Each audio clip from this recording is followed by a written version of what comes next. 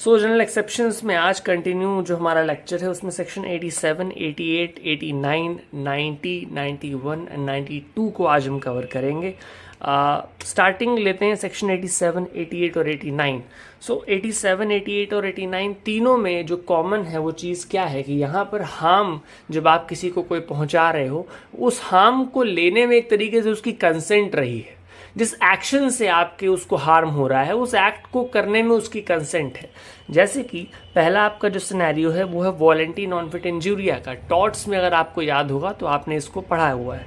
इसमें क्या होता है कि अगर आपने कोई रिस्क, कोई इंजरी को वॉलंटरली सफ़र करने के लिए अग्री कर रखा है, कंसेंट दे रखी है, जैसे कि किक बॉक्सिंग का आपने कंपटीशन किया, बॉक्सिंग का, मार्शल आर्ट्स का, तो उसमें क्या हो रहा है, आप एक दूसरे को मुक्के और लात मारने के लिए अग्री कर रहे हो, राइट। इम्प्लाइडली एक कंसेंट चल रहा है। सो यू हैव कंसेंट कि आप मुझे हार्म पहुंचा सकते हो, मुक्के मार सकते हो, जो भी गेम के नियमों के तहत है उसमें आप मुझे हार्म पहुंचा सकते हो, ये मेरी आपसे कंसेंट है। तो फिर उस हार्म को जब आप मुझे पहुंचा दोगे तो फिर बाद में मैं आप पर क्लेम नहीं कर पाऊंगा कि आपने मुझे इंजर किया, and that is an offence as per the Indian penal code. So ये सेक्शन आपको ऐसे वॉलंटरली जब आप किसी को अग्री कर देते हो कि भाई ठीक है ये हार्म आप मुझे पहुंचा सकते हो क्योंकि इस एग्रीमेंट में हम ऐसा तय कर रहे हैं। जैसे मेनली ये सब चीज़ें कहाँ आती हैं, गेम्स वगैरह में आपको ज़्यादातर देखने को मिलेगी। रेस, फार्मूला 1 रेसिंग कार का चल रहा है और उसमें चूंकि गाड़ियाँ ओवर स्पीड होके पूरा उसका कॉन्सेप्ट ही रेस पर है, तो हो सकता है कि दो गाड़ियां आपस में टकरा जाएं, तो आप बाद में ये क्लेम नहीं करोगे कि आपने मुझे इंजरी पहुंचा दी, क्योंकि वहां पर इंटेंशन नहीं है मारने का। इन सब में कॉमन ये भी है बेटा कि इसमें इंटेंशन नहीं होना चाहिए। अगर आपका मारने का इंटेंशन है फिर आपको लॉ डिफेंड क्यों करेगा। लॉ एक इनोसेंट आदमी को बचाना चाह रहा है कि उसको बेचारे को एक लायबिलिटी कहीं से ना बन जाए जब उसका कोई इंटेंशन ना रहा हो, उसका कोई आशय ऐसा ना रहा हो। सो आपने अगर सफ़र करने के लिए किसी इंजरी को कंसेंट दे दी है, फिर आप सामने वाले के ऊपर क्रिमिनली कंप्लेंट नहीं फाइल कर पाओगे। सो ये आपको डिफेंस मिल जाएगा जो भी आदमी सामने वाले को इंजर करता है। तो किक बॉक्सिंग है, मुक्का मार दिया, कोई क्लेम नहीं बनेगा, राइट। इसके अलावा जो आपके ये दो सेक्शंस हैं, इसमें एक और बात ध्यान रखना, ये जो गेम्स हैं इस तरीके के वॉलंटरी नॉन फिट इंजूरिया वाला जो आपका सेक्शन है 87, ये मेजर लोगों को ही अवेलेबल है, क्योंकि कंसेंट लॉ में कौन दे सकता है, मेजर व्यक्ति दे सकता है। 18 से ऊपर का जो व्यक्ति है वो दे सकता है, 18 से कम के लोग ये सब कंसेंट दे नहीं सकते। इसलिए अगर आप किसी ऐसे व्यक्ति के साथ स्पोर्ट में एंगेज्ड हैं जिसमें मुक्का लात मारा जाता है, राइट, और उसमें जिसको आपने मारा वो 18 से कम का है, फिर आप ये डिफेंस क्लेम नहीं कर पाओगे, क्योंकि वो कंसेंट दे ही नहीं सकता लॉ की आइज में। तो उसकी कंसेंट को हम यहाँ पर वॉलंटरली रिस्क सफ़र करने की बात को कंसिडर ही नहीं करेंगे। हम कहेंगे नहीं तुमने मारा, बात खत्म, ठीक है। ये आपका नेक्स्ट सेक्शन है बेनिफिट ऑफ द पर्सन से जुड़ा हुआ। इसमें भी क्या है, कंसेंट आप खुद ही देंगे, आपके बिहाफ पर कोई गार्जियन नहीं देगा। तो यहाँ पर भी क्या है, मेजर लोगों की ही बात हो रही है, 18 से ऊपर जो लोग हैं। 18 से कम वालों का प्रोविजन आपका सेक्शन 89 में है। तो इसमें क्या है कि अगर एक आदमी कंसेंट देने की हालत में है और उसने अपने बेनिफिट के लिए आपको किसी ऐसे एक्ट को करने की परमिशन दी जिससे उसको इंजरी हो सकती है, जिससे उसकी मौत तक हो सकती है, लेकिन चूंकि अगर वो एक्शन आपके साथ ना किया जाएगा तो आपके साथ ज़्यादा इंजरी होने के चांसेस हैं। तो आप क्या कर रहे हो कि डॉक्टर साहब मरने के चांस तो हैं, लेकिन अगर ऑपरेशन आप नहीं करोगे तो भी बड़ी दिक्कत है, तो आप ऑपरेशन कर दो, हम कंसेंट दे रहे हैं, अब देखा जाएगा जो होगा। तो आपने क्या किया, कंसेंट दे दिया, और अब डॉक्टर क्या कर रहा है, आपके बेनिफिट के लिए आपके ऊपर ऑपरेशन परफॉर्म कर रहा है। और अब अगर उससे आपको कोई इंजरी होती है, राइट, अगर वो डॉक्टर की नेग्लिजेंस अलग से हम काउंट ना करें, डॉक्टर ने जो प्रोसीजरल तरीके हैं उससे सब कुछ किया है, नेग्लिजेंटली एक्ट नहीं किया है, तो डॉक्टर को ये डिफेंस मिल जाएगा that I have performed such and such act with the consent of my patient for his consent for his benefit, और इसीलिए यहाँ पर वो लायबल नहीं होगा। अब सेम सिनेरियो में अगर एक माइनर आ जाता है, चाइल्ड आ जाता है, इंसेन व्यक्ति आ जाता है, या कोई भी व्यक्ति जिसका कोई गार्जियन अपॉइंटेड है, ठीक है, मेजर लोगों की बात यहाँ हो गई, माइनर लोगों की बात यहाँ हो गई। अगर गार्जियन अपॉइंटेड है तो 21 वर्षों तक भी आपका गार्जियन माना जाएगा, ठीक है। तो गार्जियन का केस हो गया, बच्चे का मामला हो गया, इंसेन व्यक्ति का मामला हो गया। ऐसे में कंसेंट कौन देगा? वो गार्जियन देगा। तो अब अगर गार्जियन ने आपको सेम चीजें करने की परमिशन दे दी है, उसने कंसेंट दे दी है for the benefit of the child, for the benefit of the insane person, for the benefit of the person जिसका वो गार्जियन है, ठीक है, उस केस में अगर डॉक्टर या कोई और इंजरी उसी बेनिफिट के लिए, उस व्यक्ति को बेनिफिट हो उसके लिए कुछ पहुंचती है, तो उस आदमी को आप लायबल नहीं ठहरा पाओगे। उसको भी यहाँ सेक्शन 89 का डिफेंस अवेलेबल है। सो 87, 88 और 89 तीनों में कंसेंट के साथ हार्म हो रहा है। एक में क्या है कि आपने कंसेंट दे दी है सीधे हार्म पहुंचाने के लिए, गेम ही ऐसा है, स्पोर्ट ही ऐसा है।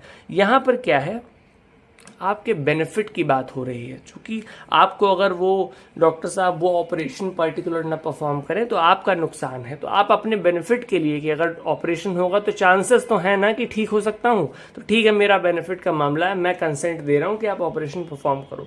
अब अगर डॉक्टर आपको मारने की इंटेंशन से ऑपरेशन परफॉर्म नहीं कर रहा, आपके गुड फेथ में आपको बचाने के लिए कर रहा है, और उस ऑपरेशन के प्रोसीजरल तरीके से होने के बावजूद आपकी मृत्यु हो जाती है, उस केस में डॉक्टर साहब लायबल नहीं होंगे। यही इस सेक्शन का सार है। अब डॉक्टर्स जनरली आप हॉस्पिटल्स में जाते हो तो एक कंसेंट फॉर्म साइन करवाते हैं, वो यही है, इसी समझो सेक्शन का प्रैक्टिकल एप्लीकेशन है वो। डॉक्टर साहब अगर वो आपसे कंसेंट का फॉर्म साइन नहीं करवाएंगे तो कल को कोई नुकसान होगा पेशेंट को, तो आप जाके डॉक्टर साहब के खिलाफ क्या करोगे? क्लेम कर दोगे, मर्डर का चार्ज लगा दोगे, culpable homicide not amounting to murder का चार्ज लगा दोगे। तो डॉक्टर साहब क्या करेंगे? वही वाला पर्चा दिखा देंगे कि भैया देखो तुमने साइन किया था, कंसेंट दी थी, और चूंकि सेक्शन 88 में ऐसे एक्शंस जो मैं गुड फेथ में तुम्हारे बेनिफिट के लिए कर रहा हूं तुम्हारी कंसेंट से, उसमें मैं लायबल हो नहीं सकता, इसलिए मेरी कोई लायबिलिटी साहब बन नहीं रही। तो आपका 88 डॉक्टर्स और प्रोफेशनल्स जिस तरीके के होते हैं स्पेशली मेडिकल लाइन में वो इस्तेमाल करते हैं, और इसीलिए आपको कंसेंट फॉर्म साइन करवाया जाता है हॉस्पिटल्स में, राइट। फिर आपका सेक्शन 89 आपने समझ ही लिया, सेम चीज़ है। देखो यहाँ पर आप खुद से कंसेंट दोगे, यहाँ पर चूंकि आप कंसेंट देने लायक अभी नहीं हुए हो, या तो बच्चे हो या इंसेन हो, ठीक है, तो क्या होगा? आपकी बिहाफ पे आपका गार्जियन कंसेंट देगा। तो इन दोनों को एक तरीके से समझो, बस ये बच्चों का, ये बड़ों का, थोड़ा सा समझने के उससे, ठीक है। टेक्निकलिटीज़ में आपको ये सब चीज़ें पता होनी चाहिए, बट थोड़ा सा कॉन्सेप्ट क्लियर रहे दिमाग में, उसके लिए क्या करो, इसको बच्चे का इसको बड़े का सेम चीज़ है। बेनिफिट के लिए अगर आपके कोई काम कोई कर रहा है तो उसमें आपको अगर कोई हार्म होता है तो आपकी कंसेंट चूंकि थी, सामने वाले ने गुड फेथ में किया है, कोई इंटेंशन नहीं था उसको आपको हार्म पहुंचाने का, मारने का, तो उस केस में क्या होगा? उसको डिफेंस मिल जाएगा। 87 स्पोर्ट्स के केसेस में अप्लाई हो जाएगा, जहां पर आप स्पोर्ट्स खेलते हो। 88, 89 जनरली मेडिकल लाइन में अप्लाई हो जाता है, ठीक है। यहाँ पे डॉक्टर साहब कंसेंट फॉर्म साइन करवा लेते हैं, और उसमें क्या होता है, चूंकि आपके बेनिफिट के लिए सर्जरी ऑपरेशन परफॉर्म किया जा रहा है, तो हम आपको अब जो एक्ट करेंगे उससे अगर आपको इंजरी होगी तो हम लायबल नहीं होंगे। तो आपके ये तीनों सेक्शंस इसी बारे में बात करते हैं। फिर आपका सेक्शन 90 और 91 है, एक ज़्यादा इसमें अलग नहीं है, इसी को समझो, थोड़ा सा एक्सप्लेनेशंस कर रहा है, कॉन्सेप्ट कुछ इसके अंदर जो आए हैं। जैसे कि कंसेंट है तो क्या है, क्या चीज़ें हैं जो कंसेंट नहीं मानेगा law, what is not consent. तो उसमें लॉ क्या कह रहा है कि भाई अगर आपने कोई कंसेंट दी है सामने वाले को, लेकिन डर के मारे दी है, फियर में दी है, फियर मतलब कोई आपको खड़ा है बंदूक लेके खोपड़ी पे, कहा 2 कंसेंट साइन करो फॉर्म पे, नहीं गोली मार देंगे। डंडा लेके 4 लोग खड़े हैं कि साइन करो, नहीं गोली मार देंगे। फियर में दी है या मिसकॉन्सेप्शन में दी है, आपको सही चीजें नहीं बताई गई, क्योंकि आपको मिस इन्फॉर्म किया गया, तो आपकी कंसेंट क्या है, मिसकॉन्सेप्शन में है। तो फियर या मिसकॉन्सेप्शन में जब आप कंसेंट दे रहे हो तो लॉ की नजरों में it will not be considered as a valid consent. तो सेक्शन 90 में आपका इतना ही लिखा है। तो ऐसे ही इन्हीं सिनेरियोज में अगर वो कंसेंट आपकी फियर या मिसकॉन्सेप्शन से होगी तो कंसेंट हम वैलिड नहीं मानेंगे। चूंकि कंसेंट वैलिड नहीं मानेंगे तो अब ये एक्शंस आपके विदाउट कंसेंट ट्रीट किए जाएंगे और अब इन लोगों को लाभ नहीं मिलेगा। ठीक है, 87, 88, 89 में कंसेंट की इंपॉर्टेंस ये है। तो अगर आपकी वैलिड कंसेंट नहीं होगी एज पर सेक्शन 90 तो आपको सेक्शन 87, 88 और 89 में जो डिफेंस दिए गए हैं एक्यूज्ड को वो उसको नहीं मिलेंगे, वो मिलने बंद हो जाएंगे। सेक्शन 91 में क्या है कि भाई कुछ एक्ट्स ऐसे हैं जहाँ पे हार्म अलग से व्यक्ति को पहुँचाया ना जाए, बट वो एक्ट ही अपने आप में ऑफेंस है, तो वहाँ पर हम विद कंसेंट भी आप करोगे तो आपकी लाइबिलिटी मानेंगे। जैसे कि इलस्ट्रेशन में उसमें क्या लिखा हुआ है, कॉजिंग मिसकैरेज। मिसकैरेज यानी कि बच्चे को गिरा देना, है ना, प्रेगनेंसी अबॉर्ट करा देना। इलीगल जब अबॉर्शन आप कराते हो तो वहां पे आप क्या कर रहे हो, मिसकैरेज कॉज कर रहे हो। और मिसकैरेज जब आप कॉज कर रहे हो तो उसमें महिला की चाहे कंसेंट हो, चाहे गार्जियंस की महिला के कंसेंट हो, सबकी कंसेंट हो, लेकिन मिसकैरेज कॉज करना अपने आप में चूंकि एक ऑफेंस है तो डॉक्टर साहब को उसका लाभ नहीं मिलेगा अनलेस वो मिसकैरेज वो परफॉर्म करा रहे हैं जस्ट बिकॉज कि महिला की जान बचाई जा सके। तो उसमें लिखा हुआ है unless it is done for protecting और saving the life of the woman, तब तक उस मिसकैरेज को कॉज करना आपका डिफेंस में नहीं आएगा।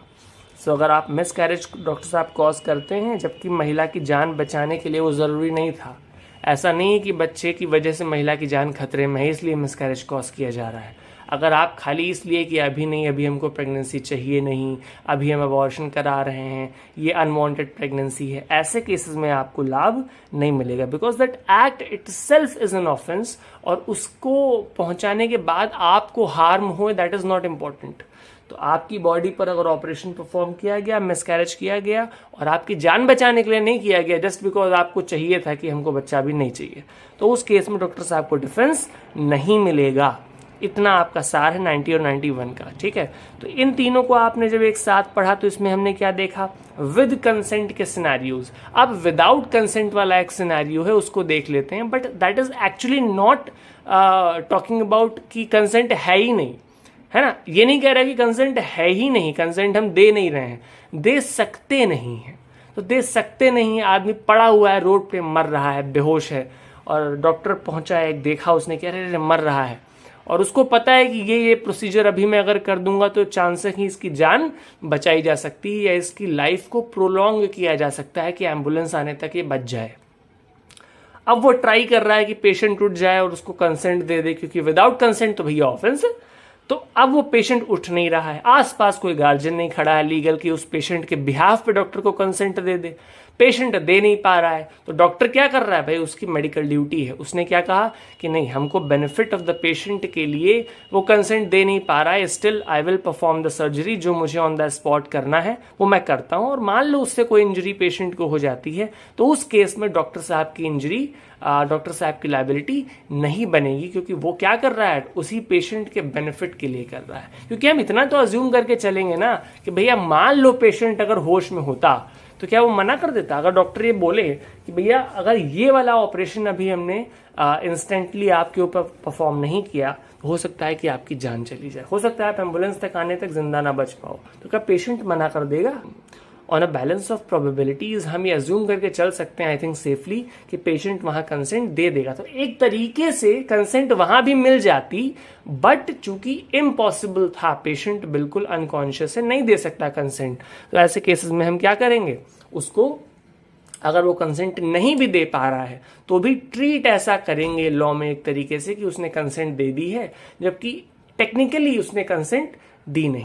सो भाई 92 में जब आप आए तो आपने क्या देखा कि विदाउट कंसेंट यहाँ पर डॉक्टर साहब मेडिकल अपनी ड्यूटी परफॉर्म कर रहे हैं जान बचाने के लिए, क्योंकि क्या हुआ है, सामने वाला मरने की हालत में है।